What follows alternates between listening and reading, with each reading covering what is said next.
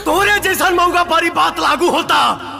एक कोठे वाली एक लड़के से बोलती है कि जाओ तुम अपनी माँ का कलेजा निकाल के लाओ, तो मुझे विश्वास होगा कि तुम मुझसे प्यार करते हो।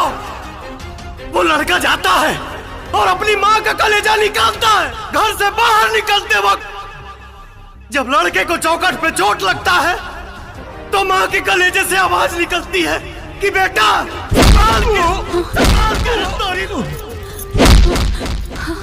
और वो लड़का कलेजा उस कोठे वाली के पास लेके जाता है तो वो कोठे वाली बोलती है कि अरे भावा माधर जात, जो तुमको पैदा किया जब तुम उसके नहीं हो सके तो मेरा क्या होगी।